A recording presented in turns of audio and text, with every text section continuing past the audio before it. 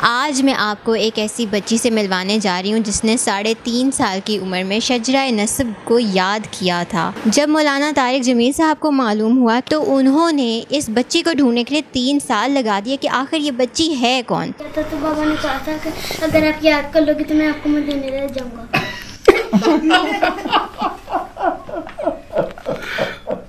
ले गए? हाँ जी। हुआ है मदीने? उम्र कर सुनाया था माशाल्लाह। अब लग जादू है तो मैं अल्लाह के नबी को सुनाना चाहती हूँ। अस्सलाम वालेकुम, मैं हूँ हफ्सा खालिद और आप देख रहे हैं दस्तक टीवी। आज मैं आपको एक ऐसी बच्ची से मिलवाने जा रही हूँ जिसने 3.5 साल की उम्र में शजरा नस्ब को याद किया था।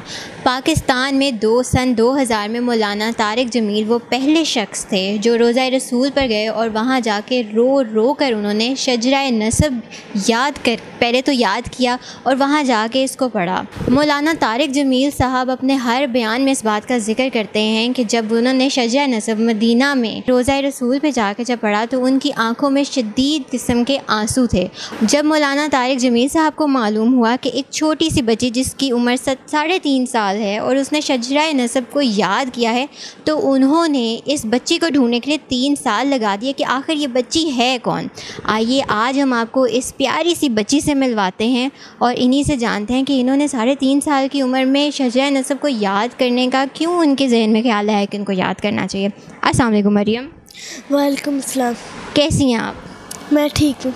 मरियम, शजरा नस्ब ये कोई आसान चीज़ तो नहीं होती है याद करने की और आपने इतनी छोटी सी उम्र में इसको याद किया है, क्यों? मेरे पापा मदीना जाते होते थे, मेरा भी बहुत ज़्यादा दिल करता होता था कि मैं भी मदीना जाऊँ। फिर मैंने अपने बाबा से कहा था कि मुझे भी मदीना जाना। फिर मेरे बाबा ने कहा था कि अगर आप इस शजरा नस्ब याद कर लोगे तो फिर मैं आपको मदीने ले जाऊँगा। तो फिर उसके बाद मैंने जब याद कर लिया था, मैंने उसको 10 डेज़ में याद कर लिया था। तो सिर्फ 10 डेज़? हाँ जी, मैंने सिर्फ 10 डेज़ में याद कर लिया था। फिर मेरे बाबा मुझे मदीना लेके गए थे तो फिर मैंने आप सल्लल्लाहु अलैहि वसल्लम को शजरा नस्ब सुनाया। Very nice. ये इतना ज़्यादा आपके अंदर शौक़ था? 3.5 साल के बच्चे को तो कई दफ़ा समझ भी नहीं होती है, इतना लगाव था आपको? हाँ जी, मैं मौलाना तारिक जमील साहब के जो स्पीचेस होते हैं उसमें पढ़ते रहते तो फिर मैंने उसको सुन के याद कर लिया था। मौलाना तारिक जमील साहब से जब आपको मिलने का मौका मिला, ज़ाहिर है आपने उनको सुन के याद किया था, कैसा महसूस हुआ था उस वक्त? मुझे बहुत अच्छा महसूस हो रहा था कि क्योंकि वो बहुत ज़्यादा मुझसे प्यार से बात कर रहे थे और मैंने आज तक दुनिया में कोई ऐसा इंसान नहीं देखा जो बच्चों से बड़ों से इतनी ज़्यादा इज्जत से बात करता है।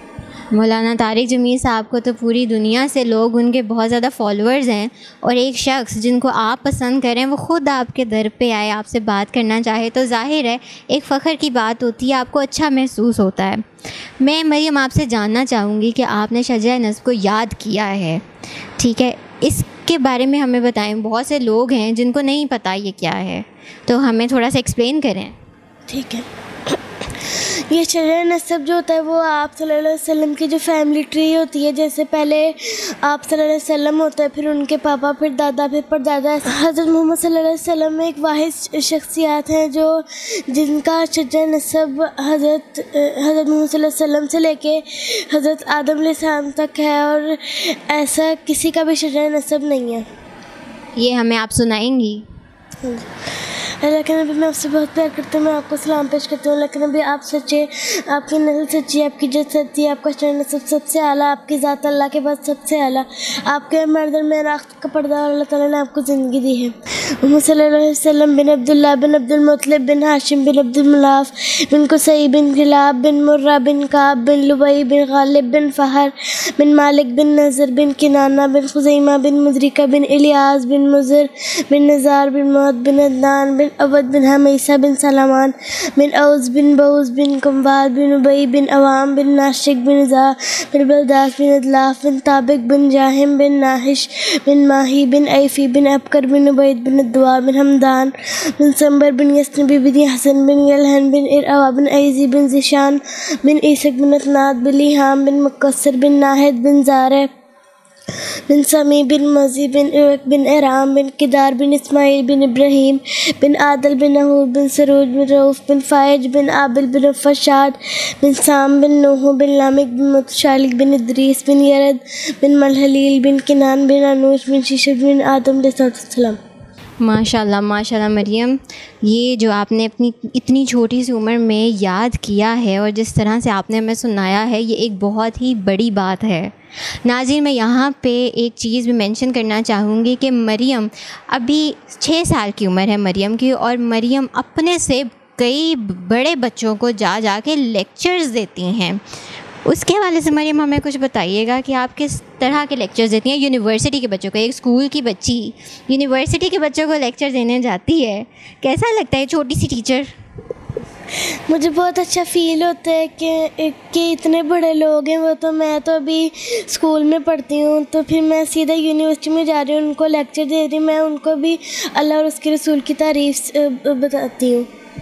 जब आपको पहली दफ़ा किसी ने अप्रोच किया तो आपने ये नहीं सोचा कि मैं तो अभी सिर्फ 6 साल की हूँ और अपने से इतने बड़े 20-20, 25-25 साल के बच्चों को मैं पढ़ाने जा रही हूँ, लेक्चर देने जा रही हूँ, तो मैं कैसे करूँगी ये?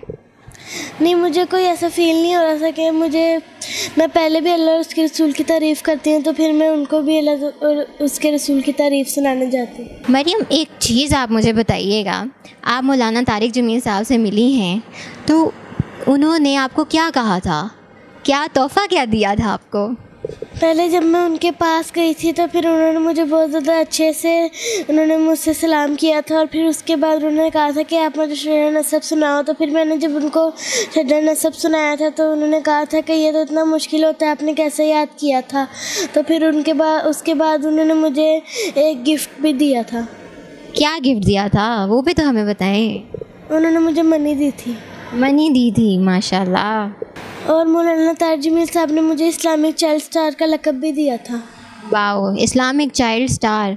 अब तो पूरा पाकिस्तान ही आपको इस लक़ब से जानता है, कैसा महसूस होता है? मुझे बहुत अच्छा फ़ील होता है। मरियम, आप आवाम को कोई मैसेज देना चाहेंगी? हाँ जी, जो मेरे उम्र के लोग हैं मैं उनको कहना चाहती हूँ कि आप ज़्यादा से ज़्यादा इस्लाम की तरफ आएँ, कुरान पाक पढ़ें और अपनी स्टडीज़ में फ़ोकस करें। मरियम, एक मुझे बात बताइए, आपको नात भी आती है? हाँ जी, मुझे 4 ज़बानों में नात भी आती है, इंग्लिश, उर्दू, पंजाबी और अरबिक में। जो आपकी सबसे फेवरेट है, आप हमें वो सुनाइए। ठीक। उनका मंगता हूँ जो मंगता नहीं होने देते, उनका मंगता हूँ जो मंगता नहीं होने देते, उनका मंगता हूँ जो मंगता नहीं होने देते। मेरे आका मेरे आका मेरे आका मुझे रुसवा नहीं होने देते, उनका मंगता जो मंगता नहीं होने देते, उनका मंगता अपने मंगतों की वो फहरिस्त में रखते हैं मुझे, अपने मंगतों की वो फहरिस्त में रखते हैं मुझे। मुझको मोहताज मुझको मोहताज मुझको मोहताज किसी का नहीं होने देते, उनका मंगता हूँ जो मंगता नहीं होने देते, उनका मंगता। माशाल्लाह माशाल्लाह, बहुत खूबसूरत आवाज़ है मरियम आपकी। मैं उम्मीद करती हूँ कि आपको हमारी आज की वीडियो ज़रूर पसंद आई होगी। मज़ीद वीडियोज़ के लिए देखते रहिए दस्तक टीवी, और अभी के लिए दीजिए मुझे इजाज़त। अल्लाह हाफ़िज़।